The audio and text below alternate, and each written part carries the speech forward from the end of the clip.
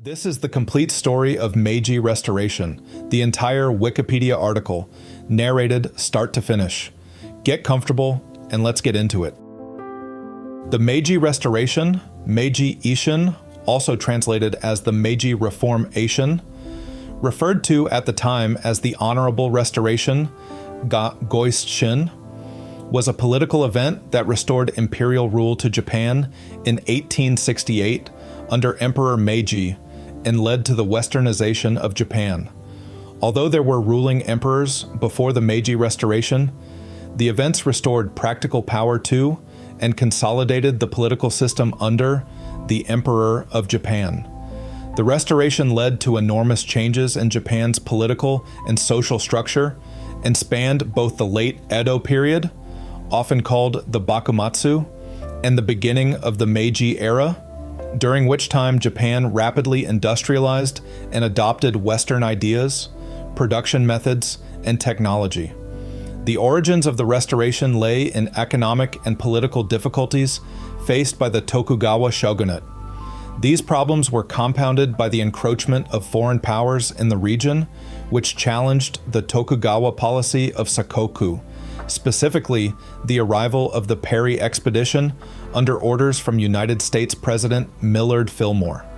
Under subsequent unequal treaties, Japan was forced to open to the West, bringing the shogun's ability to maintain Japanese sovereignty into question.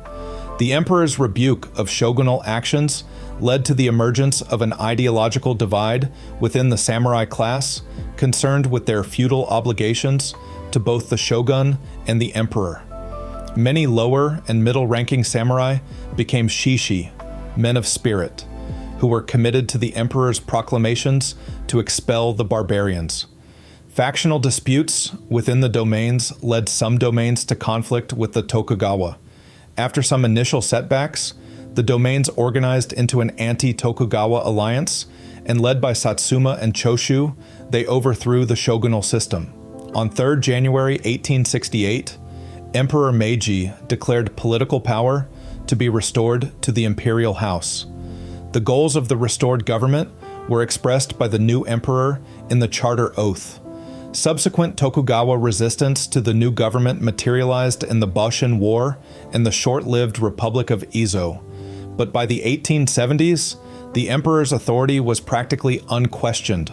The new government reorganized whole strata of society, abolishing the old currency, the domain system, and eventually the class position of the samurai. The abolition of the shogunate and industrialization of society in emulation of foreign imperial powers led to backlash with the Saga Rebellion and the Satsuma Rebellion, but ultimately ended feudalism in Japanese society. The Meiji Restoration was the political process that laid the foundation for the institutions of the Empire of Japan, and would have far-reaching consequences in East Asia as Japan pursued colonial interests against its neighbors. The Meiji Constitution of 1889 would remain in place until the Allied occupation of Japan after the end of World War II. Background: political and social structure. In the Edo period, Japan was governed by a strict and rigid social order with inherited position. This hierarchy in descending order had the emperor and their court at the top. The shogun, with the roju and daimyō below him, inhabited the upper strata of society. Below them were various subdivisions of samurai, farmers, artisans, and merchants. Historian Marius B. Jansen refers to the political organization of the system as being one of feudal autonomy. This was a structure of government where the shogun granted extensive control to the various daimyō over their own domains to control their own jurisdiction, while paying homage to him through irregular taxation, the seeking of permission for marriage and movement, and systems such as that of alternate attendance. The total population of samurai families in the 19th century numbered around 5 to 6% of 30 million people. 1/500,000, 1/800,000.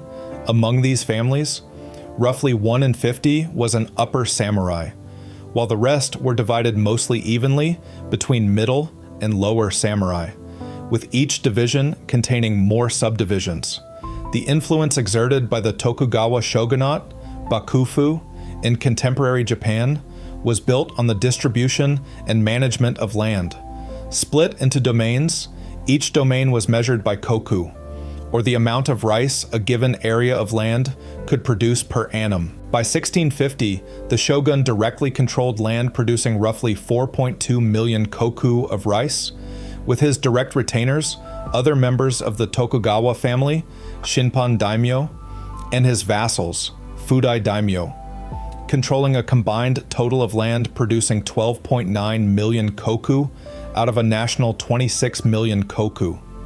The remaining 9.8 million koku, just under 38%, was parceled out between about 100 rival Tozama daimyō, the descendants of those who had fought against the Tokugawa at the Battle of Sekigahara. Many of the strongest Tozama domains were located in western Japan, away from centers of power, with the Fudai often controlling government offices, but with smaller provinces to incentivize them to preserve the system. According to the Neo-Confucian tenets of Bakufu authority, the system of hierarchy developed in Bushido encouraged a series of descending subordinations. But unlike in China, its adoption by the Bakufu came to inform an ethic that was distinct from the structural organization of the Tokugawa state. This allowed it to coexist with Western scientific methods. Historian William G. Beasley argues that there was a tension between this official state ideology that encouraged enlightened meritocratic rule and the rigid class structure that prevented the lower and middle-ranking samurai bureaucrats from advancing their position. When exacerbated by foreign and domestic crises, and in spite of official attempts to begin promoting samurai to offices beyond their inherited position, the social bonds between these systems weakened, leading to reformist and revolutionary attitudes among the samurai. Merchant classes that had been flourishing economically in developing mass culture and communication were forbidden to translate their influence into political power. Ideological currents, beginning especially in the last quarter of the 18th century, a kind of Shinto revival was occurring alongside a growing interest in Dutch studies. Both schools occurred as part of a turn away from China as the center of intellectual thought. But adherents to both movements were careful not to assert that their learning was in any way meant to upset the established political order. The work of the Mito school, working primarily from the Kodokan, was especially important in the development of nativist concepts connected to kokugaku, national learning. There were limits. When Hirata Atsutana went too far for the Bakufu in reviving the political claims the emperor held, he was silenced. Still, the development of national learning continued in the Mito school, with the use of the term Fukoku Kyohei, rich nation, strong army, to describe the solution to domestic and foreign threats applied by the scholar Fujita Yukoku. Fujita's son, Fujita Toko, writing in the wake of news of British victory in the First Opium War, insisted that a desirable position for Japan to take would be Jaw, repelling the barbarian, to be followed with Kaikoku, an opening of the country on equal footing. When faced with the immediate danger the foreign threat possessed, the work of Kokugaku scholars led to an evaluation of what was national, which focused attention on the emperor and Shinto. Sakuma Shozan was a mid-ranking samurai, under the daimyō Sanada Yukinori of Matsushiro Domain. He held a conservative attitude to the social development of Japanese society, but was practical in his approach to the adoption of Western technology. He supplemented his view of Neo-Confucian ethics with that of the adoption of foreign scientific methods, coining the phrase Eastern ethics, Western science. In addition to writing about the need for coastal defense, he took charge over cannon founding, built his own camera, and wrote a Japanese-English dictionary designed to contribute to the defense of Japan. He opened a school in Edo, teaching over 5,000 students from all over the country.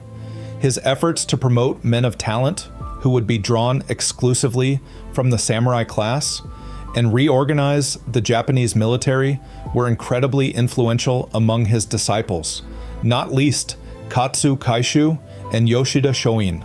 However, they would serve as the foundation for proposals that would change the social order he was attempting to preserve. Economic development.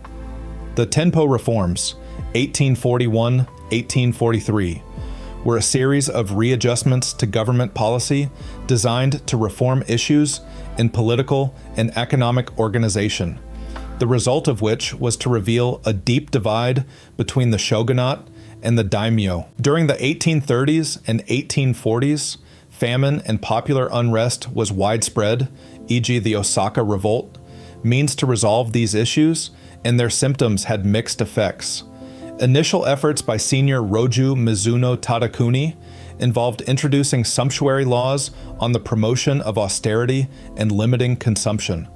Lowering or confiscating the stipends of samurai retainers alienated them from serving their lords, or even from the social class altogether, with some choosing to pursue personal liberty and mercantile freedom not afforded to them due to their expectations as members of the samurai class.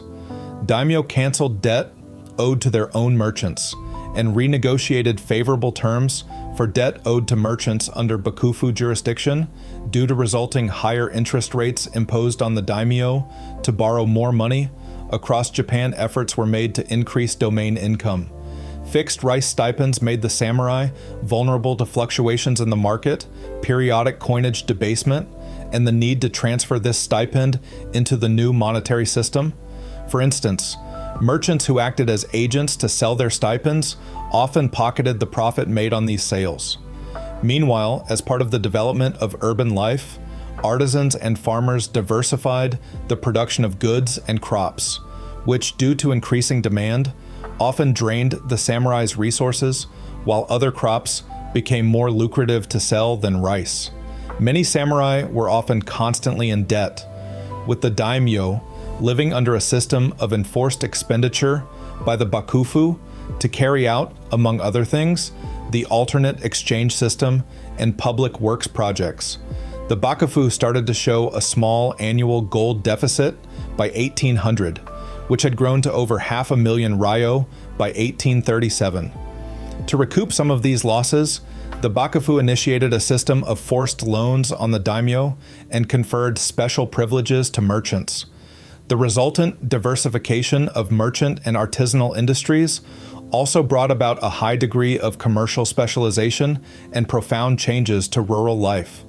Merchants collectively set up guilds and organized monopolies over goods and services, obtaining official status as contractors and suppliers. By the time of the Tenpo reforms, some of these guilds were broken up as they were believed to be increasing prices, but much of the cause was due to production not keeping up with demand. The changing economic history of the Edo period drastically altered the traditionally rigid social hierarchy of Tokugawa Japan, with new land becoming available for cultivation and new outlets for commercial trade and manufacturing. Beyond changing the nature of value in local economies, these changes brought with them an erosion of the official class system, with some domains offering the sale of samurai status, and many rich commoners educating their children and bribing their way into adoption by poor samurai families. While the taxation and control over monopolies partially resolved the issue of government finance, it didn't resolve the issue of samurai poverty. Among farmers, the ability to increase land cultivation and cope with price fluctuations exacerbated wealth disparities. The difference in the tax burden between different crops meant that many fell into debt and tenancy to their wealthier neighbors. Sato Nobuhiro claimed that by 1827, at least 30% of farmers had lost land this way. Foreign influence, 1633-1854. Since 1633, a system of national isolation known as sakoku had been imposed by the Tokugawa shogunate, wherein no person was allowed to enter or leave Japan without permission from the shogun. The resultant isolationism fueled systemic diversification of the domestic economy to fulfill local needs.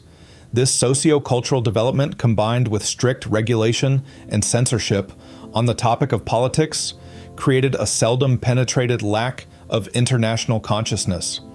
Following the Shimabara Rebellion, the non-Catholic Dutch had been permitted to maintain a monopoly through their factory on Dejima, just off the coast of Nagasaki in Saga Domain. This trade, although limited in scope, had led to a growing understanding of the West by Tokugawa intellectuals. While this limited trade with the Dutch had disseminated aspects of Western culture into Japanese society, it also created an uneven understanding of the development of Western technology and military capabilities that did not seem to threaten the socio-political order. Russian Empire. In the Edo period, a number of incidents occurred where Russians came into contact with Japanese people, due to exploration east by Russia and north by Japan.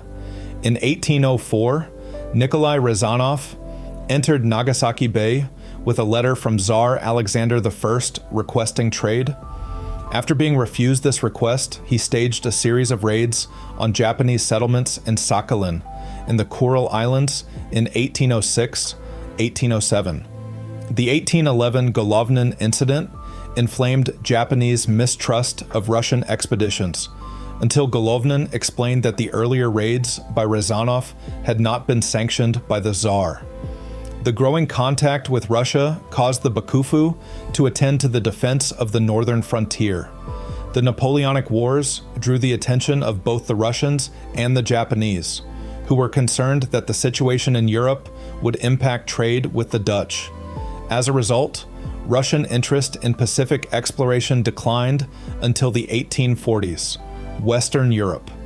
During the Napoleonic Wars, the United Kingdom of Great Britain and Ireland assumed control over Dutch colonial possessions in Southeast Asia, while Dejima was supplied by neutral charter ships from other countries.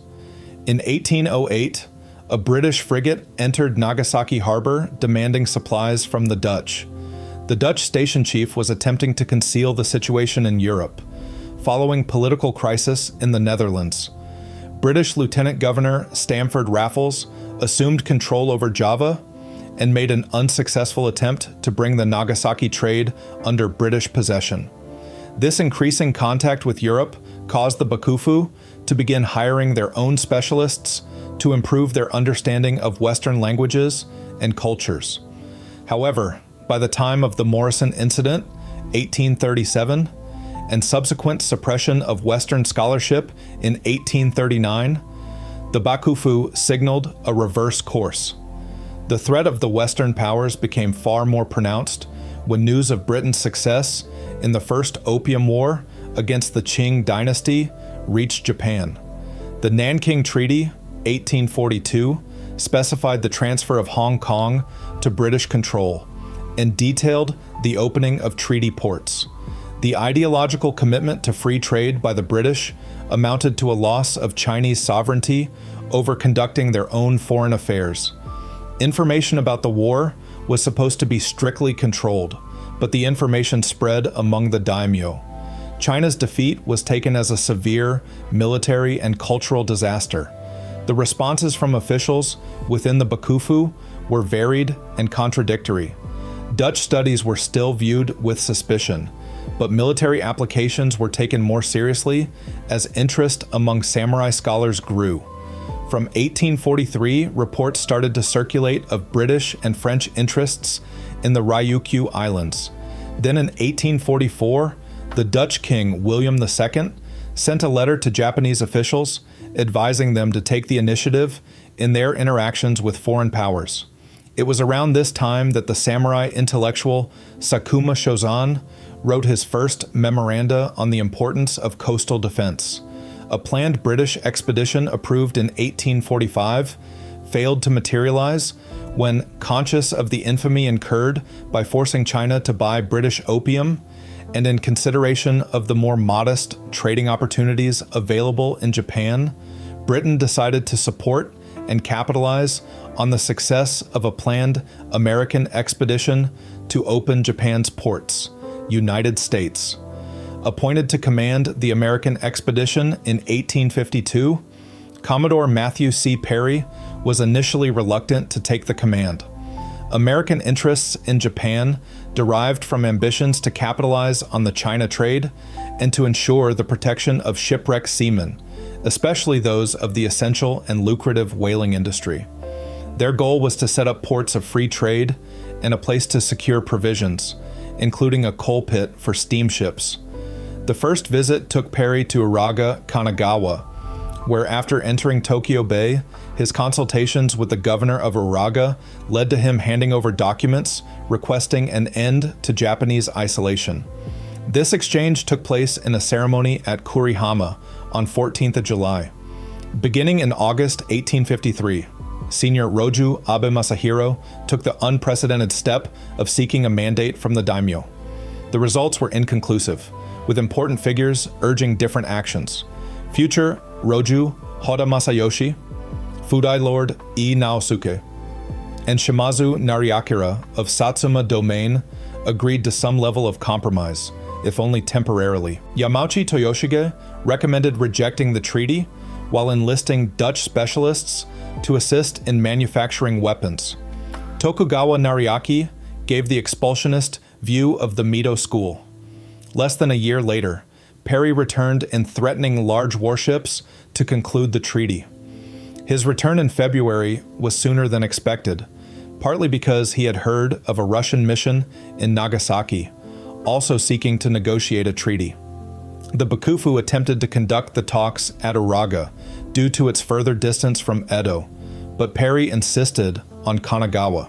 The talks were conducted between Perry and Hayashi Akira for 23 days. In 1854, the Convention of Kanagawa was signed. It opened up 2 treaty ports, Shimoda and Hakodate, ensured the safety of American seamen, and gave permission for American ships to buy their own provisions. As part of the treaty, Townsend Harris was appointed the first American consul to Japan. The treaty excluded any mention of the right to trade, which was considered a positive outcome by the Bakufu's negotiators. However, Japan was now in a position where it had to sign similar treaties with Britain and Russia, effectively ending Japanese isolationism. End of the Tokugawa shogunate. Reactions to the unequal treaties, 1854-1858. The anti-treaty faction was horrified at the extent of the concessions made by Abe Masahiro to Perry in the Convention of Kanagawa. Even reformers who had advocated for compromise were upset at the magnitude of concessions made. From the Mito school, Fujita Yukoku's disciple Aizawa Seishisai extended his teacher's ideas, writing the Shinran New Theses in 1825. Advocating a will to resist, Aizawa believed a policy of Sano Joy, revere the emperor, expel the barbarian, would create a unity and resolution among the people.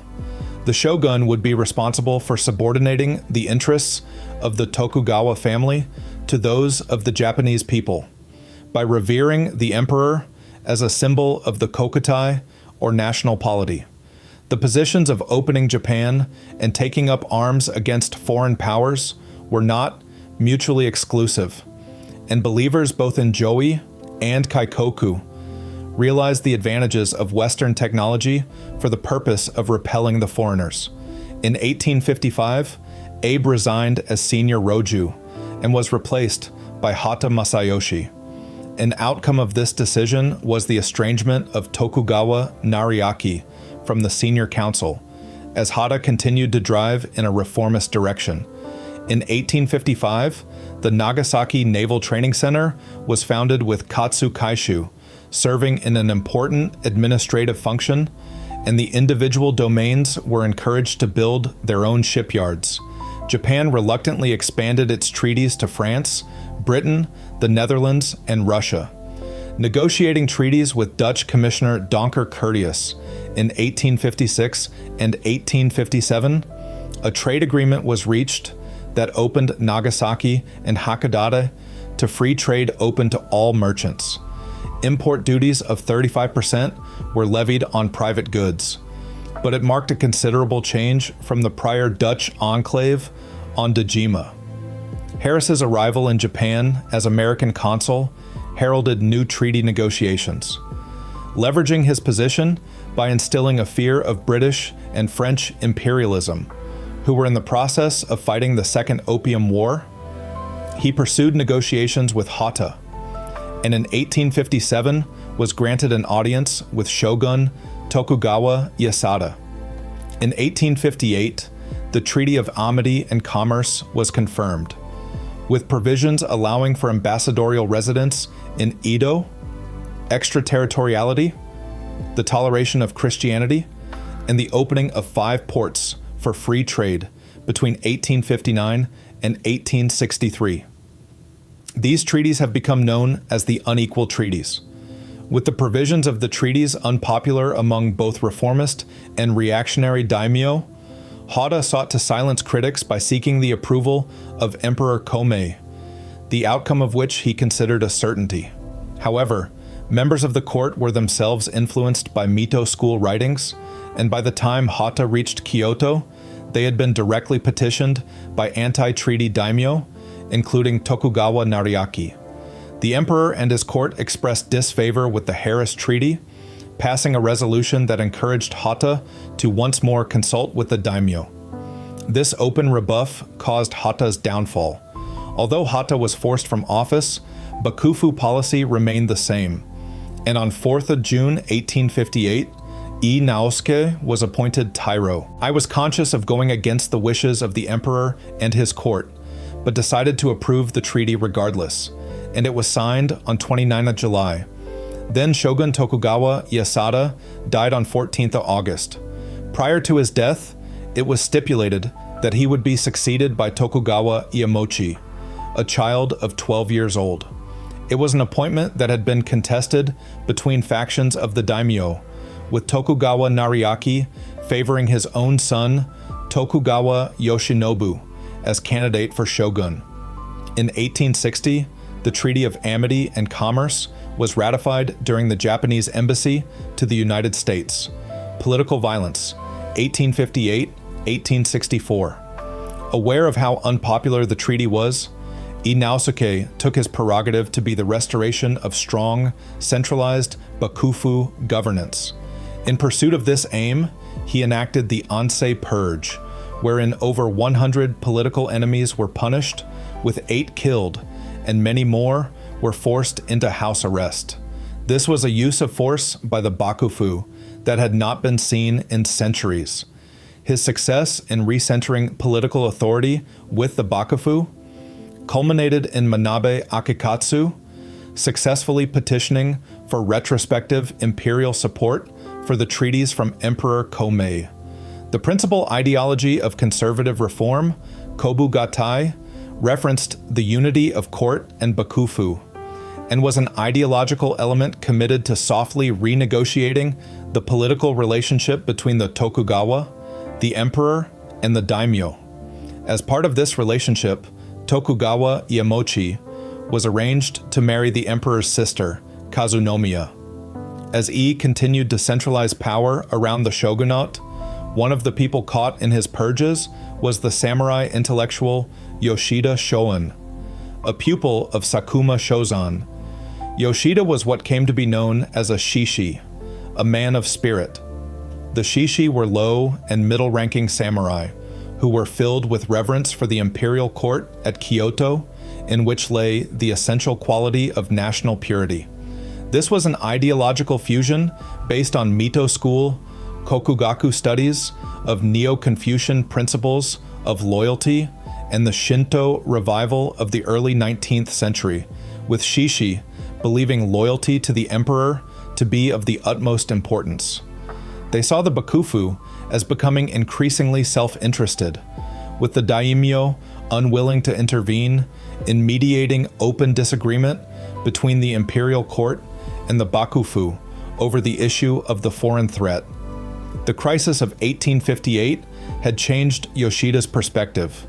where before he had been open to conciliation between the court and bakufu, he now believed the shishi should take direct action in response to the actions of the bakufu and daimyō. Yoshida's increasingly extreme teachings lost him the support of influential samurai, as well as his own pupils, including Kido Takayoshi and Takasugi Shinsaku. He was executed in 1859 for planning the assassination of Manabe Akikatsu, the culmination of unrest among lower samurai in response to the heavy-handed exercise of authority by the bakufu occurred when Ai was assassinated in 1860. This action engendered a new violent consciousness centered on the principle of Sano joy. Later that same year, Tokugawa Nariaki died while still under confinement. Jansen writes that, in the aftermath of the killing, many lower and middle-ranking samurai began to see a means to effect changes to their personal and collective position. In Satsuma Domain, a loyalist group under Okubo Toshimichi moved towards conciliation with the domain officials, concerning themselves with persuading the daimyō to break with the bakufu cause. Saigo Takamori would join this group upon return from his exile in 1862. In Tosa Domain, Takechi Hanpeta met with Kido Takayoshi and Kusaka Genzuwa, who shared their martyred teacher's philosophy. Formalizing his leadership over a group of local shishi in October 1861, the Loyalist Party, among whom was counted Sakamoto Ryoma, although he left in 1862, did not view their loyalty to the emperor as contradictory to their traditional feudal loyalties. The Shishi loyalists achieved some success in national politics, successfully renegotiating the conditions of kobugatai to favor the imperial court through their cooperation with the Choshu government. Shishi were promoted in these regions, Okubo in Satsuma Domain and Kido in Choshu, both of whom were seen to be a moderating force against extremists, but they did not represent a majority view of domain officials. Despite the politics of Choshu Domain being decidedly more moderate than the advice of the Choshu loyalists in Kyoto, the regent of Satsuma Domain, Shimazu Hisamitsu, was angry at the amount of influence Choshu Domain Shishi were having on court politics. Foreign intervention. During a mission to Kyoto regarding the position of the imperial court in the political authority of the bakufu to order the expulsion of the foreigners, the retainers of Shimazu Hisamitsu's procession killed a British merchant who attempted to cross through the procession. Subsequent British threats for satisfaction drew Shimazu's attention away from court politics, and thus in March 1863, the imperial court issued the order to expel barbarians. When the deadline for the order to expel the barbarians came, Choshu Domain decided to open fire on the foreign powers in their waters, starting what became known as the Shimonoseki Campaign. In August, British frustrations with Satsuma inaction regarding the recompense they were seeking boiled over, leading to the bombardment of Kagoshima. The expulsion order, coupled with military action, led not only to a deterioration of relations with the foreign powers, but also issued a challenge to bakufu authority. The resultant military failure of Satsuma and Choshu to repel the foreign powers led the imperial court to backtrack, affirming the administrative role of the shogun. However, the announcements to strengthen the authority of the bakufu did so at the expense of the interests of the daimyō, who sought to reform the structure of governance. The Shimonoseki Agreement to end the foreign attacks signed by the bakufu in October 1864 signaled a shift in policy that prioritized dealing with the foreign powers in a non-antagonistic manner. The bakufu would marshal its influence against the imperial court whenever they agitated for a policy of joy. Similarly, the burgeoning Anti-Tokugawa movement was shifting ideological emphasis away from direct expulsion towards Fukoku Kyohei, rich nation, strong army, as a way to deal with the threat posed by the foreign powers. Indicative of this is that just prior to this time, Sakamoto Ryoma met Katsu Kaishu intending to assassinate him for his perceived pro-foreign beliefs. What occurred instead was a conversation wherein Ryoma became convinced by Kaishu's plan for rearmament. Following Kaishu, when he later established the Kobe Naval Training Center in 1863. As Bakufu power began to be challenged, a split emerged between the foreign powers. France, represented by Léon Roches, favored bolstering the Tokugawa to deal with internal strife, whereas Britain's minister, Harry Parkes, increasingly began to favor dealing with the southwest domains of Satsuma and Choshu. Anti-Tokugawa Alliance and Domain Rebellion, 1864-1867. A period of conservative reaction against the Shishi followed the military failures of 1863 and 1864. It was during this period of backlash against the Sonojoi ideology of the Loyalists that Takechi Hanpeida was arrested and compelled to commit seppuku by the daimyō of Tosa domain Yamauchi Yodo. Following the death of Tokugawa Nariaki in 1860, Mito domain had been dominated by upper-ranking conservative samurai, who favored conciliation with the Tokugawa Bakufu. But a power struggle developed from the belief that the Bakufu's pro-foreign tendencies were threatening the imperial court's expulsion edict. With news of uprisings in Yamato and Tajima, in May 1864, pro-Sano Joi loyalists declared the Mito Rebellion in defiance of the Bakufu. Beasley identifies two principal lessons from the military defeat of the Mito Rebellion: the requirement of one of the great domains to support the movement, and the division within the social structure of restoration politics. The Shishi, being predominantly lower-ranking samurai of the rural elite, were abandoned by the local peasantry. Poorer farmers either abandoned or joined the Bakufu forces in attacking the loyalists. Similarly, the tepid support for, in the case of Mito, or the criticism of, in Yamato and Tajima, the revolts of the lower-ranking samurai by the more moderate middle-ranking samurai, shifted the emphasis towards a political method more in conformity with the needs of feudal society. By the spring of 1864, Satsuma domain policy had shifted to moderation, seeking the removal of Shishi influence from the court and its domain government. As part of this policy, they worked with the Bakufu to violently suppress the Shishi in Kyoto. As a result, Choshu became the last refuge for Sonojoi loyalists. A power struggle over the domain's politics soon followed, as did a contest between Bakufu and domain political power. In Choshu, the remnant Shishi organized themselves into militias, e.g. the Kihei-tai, led by Takasugi Shinsaku, to assist the domain's army in the event of attack by the Bakufu or foreign powers. The militias supported the moderate Sufu Masanosuke when he was forced from office by domain conservatives, and secured positions for other loyalists, including Takasugi and Kido Takayoshi, exerting their power over the government. When the imperial court issued edicts that reneged on the prior order to expel the barbarians, many in the militias wished to march on Kyoto to regain access to the emperor.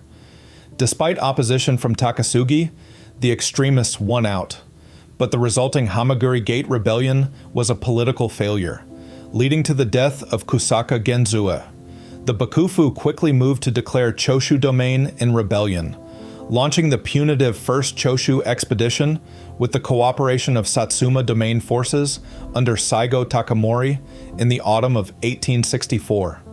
Despite the Roju advocating for the execution of Choshu's daimyō Mori Takachika, the result of the settlement was relatively generous to Choshu, due in part to the intervention of Katsu Kaishu and Saigo. As such, when the expedition disbanded, the Choshu militias submitted a memorandum to the domain government, chastising them for acquiescing to the Bakufu's demands. Then, in early 1865, Takasugi launched an attack on the domain government. The Kihei-tai, under Yamagata Aritomo, joined the attack, and the domain government quickly ousted the conservatives who had been restored to power, following the Bakufu's punitive expedition. The loyalists advocated for turning from a position of foreign expulsion to Fukoku Kyohei, with Edo Hirobumi, Inoue Kaoru, and Omura Masujiro joining Takasugi and Kido in seeking to open the port of Shimonoseki for trade in order to import foreign weapons. Satsuma Choshu Alliance. Beasley identifies 3 issues in Japanese politics until this point: that of foreign policy, that of Tokugawa authority, and that of feudal discipline. In reducing the importance of Joi sentiment in Choshu, the first issue was no longer divisive. The incorporation or destruction of Shishi loyalists by the domain governments across Japan had solved many problems related to the third issue. This left the question of Bakufu power at the center of national politics. Until this point, Satsuma Domain's cooperation with the Bakufu in the Hamaguri Gate Rebellion and subsequent punitive expedition had been a point of tension and mistrust with Choshu Domain. However, continued Bakufu designs to destroy Choshu pushed Saigo Takamori to reject the prerogatives of the Tokugawa. He appealed to the domain regent Shimazu Hisamitsu and began buying weaponry from the British. Meanwhile, Sakamoto Ryoma assisted Choshu loyalists to bypass the Bakufu's prohibition on domain weapons trade by setting up connections to British merchants via his firm in Nagasaki. From here, he laid the logistical and diplomatic foundations for cooperation between the two domains. On 7th March 1866, Sakamoto successfully brought together Kido Takayoshi and Saigo Takamori to formalize an alliance between Satsuma and Choshu. Planning for the second Choshu expedition sought to end the possibility of domain resistance to Tokugawa authority. When hostilities became inevitable by the summer of 1866, Choshu moved quickly to repulse or forestall any Bakufu operations. When the Bakufu sent out requests among Choshu's neighboring domains to assist in shogunal efforts, the domains offered non-committal or hostile responses. Many of the daimyō were suspicious of Bakufu aims and were concerned about encroaching French influence in the Bakufu's capability to build a centralized state. Satsuma regent Shimazu Hisamitsu expressed a widely held belief in a memorial to the imperial court that accused the Bakufu of seeking a draconian settlement with Choshu that risked the safety of the country at large. The simultaneous death of Shogun Tokugawa Iemochi caused the Bakufu to seek a truce, restoration movement. Shortly following the success of Choshu against the Bakufu, court noble Iwakura Tomomi suggested the emperor agitate openly for full imperial restoration, but the court remained cautious of overplaying their hand. At the same time, the daimyō had their own designs for restructuring the system of feudal autonomy that did not fully correspond with his proposal. Emperor Komei died in February 1867, leaving the teenager Mutsuhito to ascend to the throne as Emperor Meiji. Offers for a mediated settlement were proposed by the new shogun, Tokugawa Yoshinobu. But when they were ignored, the Bakufu instituted a series of reforms to the military, administration, and finance. These serious efforts at reform sparked worries among some in the Anti-Tokugawa alliance, and in 1867, Saigo and Okubo Toshimichi both wrote to Shimazu to indicate their support for returning the country's administration to the power of the emperor. At the urging of Saigo and Okubo, 4 daimyō, Date Munenari, Matsudaira, Yoshinaga, Yamauchi, and the regent Shimazu, sent to negotiate with the shogun over the opening the port at Kobe and the policy towards Choshu, repudiated the compromise they made with Tokugawa Yoshinobu. In late June, they publicly disputed the shogun's account in the imperial court when Tokugawa attempted to take advantage of a fractured opposition to assert the traditional authority of the shogun. As plans formalized, among the Anti-Tokugawa alliance, Sakamoto drafted an 8-point plan that would serve as the foundation of restoration politics. It included provisions for expanding the military, reform of the law, establishing a bicameral legislature, and the return of political power to the imperial court. As a representative of Tosa domain, Sakamoto was seeking to position himself between the Sacho alliance and the Bakufu, and submitted his proposals to the Tosa domain government, which became the basis for plans submitted to the shogun to persuade him to resign his powers. Imperial Restoration, dissolution of the shogunate, 1867. With the domains preparing to use military force to remove the Bakufu government, the Tosa domain memorandum was submitted to Tokugawa Yoshinobu at a time when some of the shogun's advisors were advocating for similar reforms. Seeking to maintain his title and influence, on 8th of November 1867, Tokugawa Yoshinobu, the 15th Tokugawa shogun, decided to renounce the administrative functions of his office and returned the power to the imperial court. The following day, the court received the memorandum, but also sent a rescript authorizing the domain governments to use military force to oust the Bakufu. 10 days later, on 19th of November, Tokugawa also resigned the title of shogun. As Tokugawa remained inert in temporarily exercising his authority, the court was divided, while the daimyō continued planning for a violent confrontation. Iwakura Tomomi, Saigo Takamori, and Okubo Toshimichi spent the months of November and December organizing a coup d'etat within the divided imperial court, with the aim to strip the Tokugawa house of their lands held in fief. This would prevent them from dominating the future council of daimyō. The suspicion and disorder that accompanied the shogun's resignation led to violence in Kyoto, during which Sakamoto Ryoma was assassinated.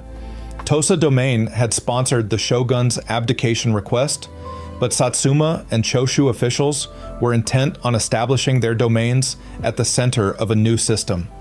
The requirement for Satsuma and Choshu to demonstrate they were acting in accordance with the wishes of the emperor led them to formulate the 3rd January Proclamation, making the imperial court's anti-shogunate stance official.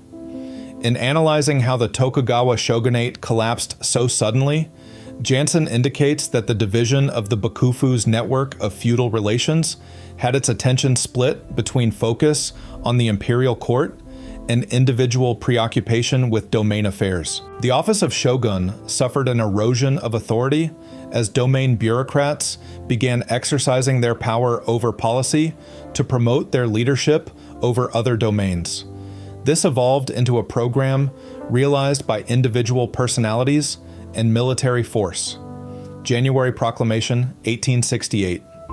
In the early hours of 3rd January 1868, domain troops seized control of the imperial palace from the Bakufu, while Iwakura simultaneously received official approval from the emperor for these actions. Prior to a hastily summoned meeting organized by Iwakura, the emperor granted permission to announce a decree that would accept Tokugawa Yoshinobu's resignation as shogun and resume the political functions of the imperial house. Among those in attendance were Matsudaira Shungaku and Nakayama Tadayasu, while adherents to the Bakufu, including many court officials, were prevented from attending. Tokugawa rule was thus ended by the emperor's declaration of the restoration of his authority. The Emperor of Japan announces to the sovereigns of all foreign countries and to their subjects that permission has been granted to the shogun Tokugawa Yoshinobu to return the governing power in accordance with his own request. We shall henceforward exercise supreme authority in all the internal and external affairs of the country. Consequently, the title of emperor must be substituted for that of tycoon, in which the treaties have been made. Officers are being appointed by us to the conduct of foreign affairs. It is desirable that the representatives of the treaty powers recognize this announcement. Despite the new government being in a state of precarity, Public placards and street demonstrations were often loyalist in tone. The restructuring of the relationship between court and bakufu that this pronouncement represented was materialized in the abolition of prior offices, to be replaced with a chief executive, Prince Arasugawa, senior counselors, and junior counselors. Many of the first office holders were directly specified in the meeting, with Choshu domain remaining absent from receiving official placements, as the daimyō had not yet been pardoned. Following the proclamation, the newly formed council was split over how to treat Tokugawa Yoshinobu. Tokugawa registered his intention to negotiate and decided to withdraw to Osaka Castle on 6th of January. This move to mediate between court and bakufu temporarily weakened the position of Satsuma officials in the council. The pardoning and accession of Choshu domain officials rallied support and cooperation from other domains and loyalist groups. Both sides were becoming belligerent. Some Satsuma samurai provoked riots against the Tokugawa in Edo. Upon hearing this, Tokugawa's loyal vassals persuaded him to take up arms against the council. Boshin War, 1868-1869. Recognizing that the court had made a mistake in allowing Tokugawa autonomy, Okubo contacted Iwakura and the Sacho military officers to take action before Tokugawa could re-establish his influence among the daimyō. On the 27th January, the Battle of Toba Fushimi took place, in which Choshu and Satsuma's forces defeated the Tokugawa's army. Seeking to avoid a full civil war, Tokugawa retreated to Edo by sea and refused to counterattack. An imperial decree on 31st January blamed the Tokugawa for starting hostilities, and Osaka Castle surrendered 3 days later. The army moved to take Edo during late February. Then on Mirrorst March, Prince Arasugawa was made supreme commander of the imperial forces during the campaign.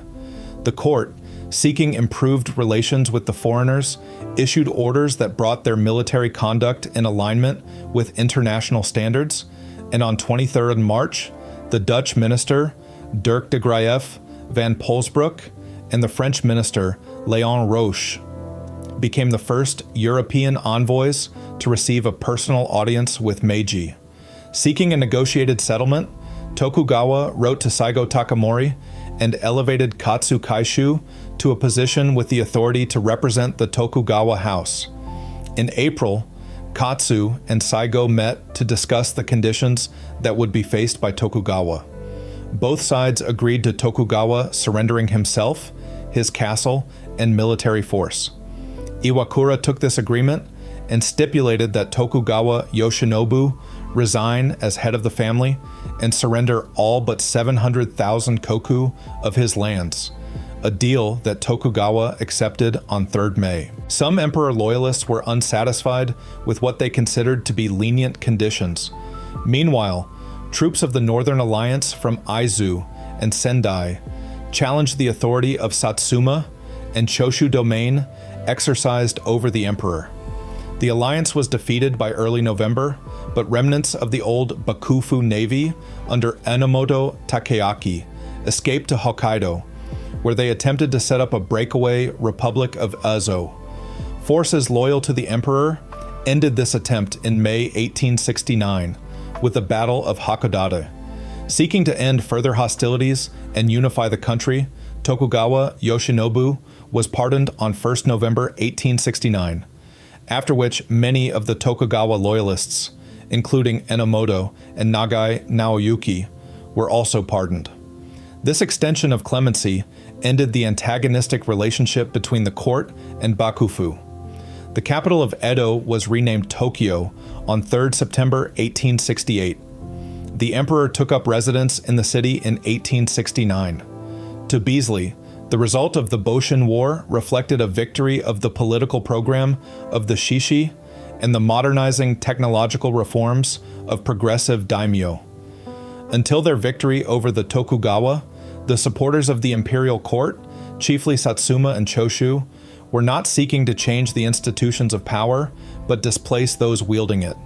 The issues facing the new government sought conceptual and pragmatic solutions that led to the development of a centralized absolutism. National unity, brought about by political change, was considered a necessary objective to fulfill by members of the new government. Imperial reform. Charter Oath, 1868. Drawn up by figures largely from the southwestern domains, the Charter Oath of 1868 was intended as a document to reassure non-restorationist domains that they would be consulted about decisions concerning objectives of the government. However, the final draft went further and directly indicated the policy objectives of the new imperial government. The oath was issued on 6th April 1868. The provisions of the Charter Oath called for the rejection of past political administration, for the country to be enriched, and the adoption of Western technology. The emphasis of the Charter Oath was on the confirmation of the emperor's authority, harnessing national potential to confirm the new government. The oath did not specify a progressive agenda or specific form of governance, but confirmed the new government under a system of centralized national sovereignty. Abolition of the domains, 1868-1873. The abolition of the domains began from a desire to centralize authority and enforce political decisions within the multi-domain alliance that had brought the restoration about. Starting in June 1868, the enforcement of some bakufu decrees concerning a prohibition on individual domains from forming alliances and issuing coinage were reinstated. The lands of the shogun and his daimyō supporters were seized and reorganized into urban prefectures, fu, and rural prefectures, kin, placing them under the authority of the new Meiji government. Other individual domains were initially left untouched, but were required to change their administration to promote men of talent, thereby forcing the daimyō to give up much of their authority over their own domains, and send one representative to a consultative assembly in the new imperial capital. Facing consternation from conservative daimyō, Kido Takayoshi and Ito Hirobumi agreed that Japan would require the daimyō to surrender their lands in order to create a centralized army and bureaucracy. To overcome these concerns, Ito drafted a proposal that provided access to titles, stipends, and positions in the new administration to those daimyō and their retainers who willingly surrendered their domains. Consulting with members of the domain governments, the mixed reception the proposal received pushed members of the Meiji government, including Okubo Toshimichi and Itagaki Taisuke, to force progress by acting unilaterally on behalf of their daimyō. The document submitted to the imperial court on 5th March 1869 put the lands of Satsuma, Choshu, Tosa, and Hizen at the disposal of the emperor. The daimyō still remained broadly opposed to any plan that would cause them to cede their territory. Many simply hoped to substitute the emperor for the shogun. Iwakura drafted a compromise proposal in July 1869.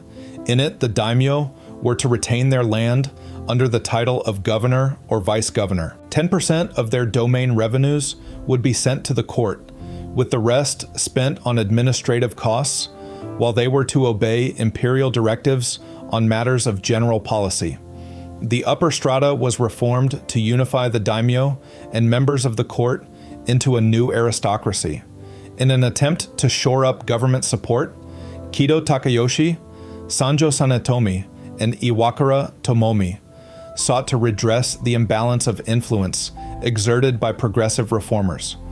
Over the course of 1870 and 1871, they conducted missions to various daimyō of the former Anti-Bakufu alliance, and reached a collective decision that it was necessary to abolish the domains. Domestic tensions within the domain alliance and the broader samurai class meant the debate over the abolition of the domains threatened both national unity and government unity. Kido, Saigo, and Okubo resisted this threat by reorganizing the government to concentrate power among themselves. Kido and Saigo became the only two counselors, while Okubo became Minister of Finance.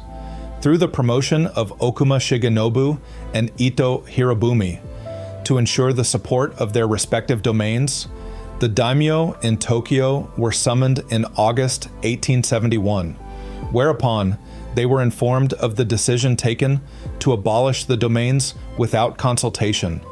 In return, they were to keep a small portion of their income and gain access to the new aristocracy. These new aristocrats were ordered to move to Tokyo, separated from their former domains. In January 1872, the 302 domains were formally reorganized into 72 prefectures. According to Beasley, this process dissolved the feudal system, even as a parallel social system arose to replace it. Domain regional power began to exert control in the centralizing bureaucracy as controllers of that bureaucracy, whereas before, the regional governments had instead been objects of bakufu policy. Abolition of the samurai class. The 1869 regulations on the allocation of domain revenues and the position of the samurai class largely undermined the power of hereditary position, as they had aimed to universalize the restructuring of the political and bureaucratic systems governing the domains. The promotion of efficiency and men of talent coincided with a severe cut to stipends that adversely affected the socio-economic position of many lower and middle-ranking samurai that had supported loyalist aims. Moral conservatives were also growing increasingly concerned at these changes, which they saw as the adoption of foreign practices. From 1870, several samurai among the western domains, chiefly Choshu, Satsuma, and Kagoshima, began to voice their discontent with traditional organizational structures being folded into the new modernizing administration. Political violence erupted, and several modernizers were assassinated, including Omura Masujiro. Later, in 1874, the samurai were given the option to convert their stipends into government bonds. Finally, in 1876, this commutation was made compulsory. To reform the military, the government instituted nationwide conscription in 1873, mandating that every male would serve for 4 years in the armed forces upon turning 21 years old, followed by 3 more years in the reserves. One of the primary differences between the samurai and peasant classes was the right to bear arms. This ancient privilege was suddenly extended to every male in the nation. Furthermore, samurai were no longer allowed to walk about town bearing a sword or weapon to show their status. This led to a series of riots from disgruntled samurai. One of the major riots was the one led by Saigo Takamori, the Satsuma Rebellion, which eventually turned into a civil war. This rebellion was, however, put down swiftly by the newly formed Imperial Japanese Army, trained in Western tactics and weapons, even though the core of the new army was the Tokyo Police Force, which was largely composed of former samurai. This sent a strong message to the dissenting samurai that their time was indeed over. There were fewer subsequent samurai uprisings, and the distinction became all but a name as the samurai joined the new society. The ideal of samurai military spirit lived on in romanticized form and was often used as propaganda during the early 20th century wars of the Empire of Japan. However, it is equally true that the majority of samurai were content despite having their status abolished. Many found employment in the government bureaucracy, which resembled an elite class in its own right. The samurai, being better educated than most of the population, became teachers, gunmakers, government officials, and/or military officers. While the formal title of samurai was abolished, the elitist spirit that characterized the samurai class lived on.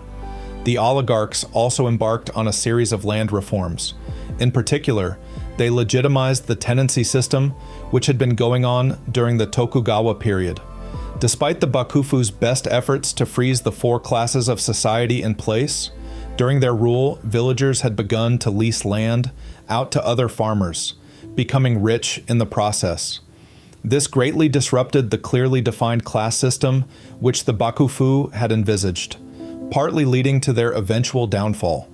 The military of Japan, strengthened by nationwide conscription and emboldened by military success in both the First Sino-Japanese War and the Russo-Japanese War, began to view themselves as a growing world power. Aftermath: centralization. Besides drastic changes to the social structure of Japan, in an attempt to create a strong, centralized state defining its national identity, the government established a dominant national dialect called Standard Language, Hyojungo, that replaced local and regional dialects and was based on the patterns of Tokyo's samurai classes. This dialect eventually became the norm in the realms of education, media, government, and business. The Meiji Restoration and the resultant modernization of Japan also influenced Japanese self-identity with respect to its Asian neighbors, as Japan became the first Asian state to modernize based on the Western model, replacing the traditional Confucian hierarchical order that had persisted previously under a dominant China with one based on modernity. Adopting Enlightenment ideals of popular education, the Japanese government established a national system of public schools. These free schools taught students reading, writing, and mathematics. Students also attended courses in moral training, which reinforced their duty to the emperor and to the Japanese state. By the end of the Meiji period, attendance in public schools was widespread, increasing the availability of skilled workers and contributing to the industrial growth of Japan.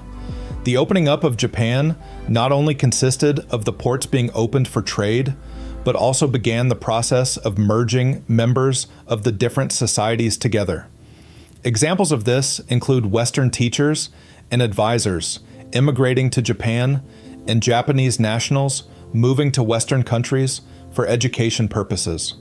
All these things, in turn, played a part in expanding the people of Japan's knowledge on Western customs, technology, and institutions. Many people believed it was essential for Japan to acquire Western spirit in order to become a great nation with strong trade routes and military strength. Industrial growth. The Meiji Restoration accelerated the industrialization process in Japan, which led to its rise as a military power by the year 1895, under the slogan of "Enrich the country, strengthen the military," Fukoku Kyohei. There were a few factories set up using imported technologies in the 1860s, principally by Westerners, in the international settlements of Yokohama and Kobe, and some local lords, but these had relatively small impacts. It was only in the 1870s that imported technologies began to play a significant role, and only in the 1880s did they produce more than a small output volume. In Meiji Japan, raw silk was the most important export commodity, and raw silk's exports experienced enormous growth during this period, overtaking China. Revenue from silk exports funded the Japanese purchase of industrial equipment and raw materials. Although the highest quality silk remained produced in China, and Japan's adoption of modern machines in the silk industry was slow, Japan was able to capture the global silk market due to standardized production of silk. Standardization, especially in silkworm egg cultivation, yielded more consistency and quality, particularly important for mechanized silk weaving. Since the new sectors of the economy could not be heavily taxed, the costs of industrialization and necessary investments in modernization heavily fell on the peasant farmers, who paid extremely high land tax rates, about 30% of harvests, as compared to the rest of the world, double to 7 times of European countries by net agricultural output. In contrast, land tax rates were about 2% in Qing China. The high taxation gave the Meiji government considerable leeway to invest in new initiatives. During the Meiji period, powers such as Europe and the United States helped transform Japan and made them realize a change needed to take place.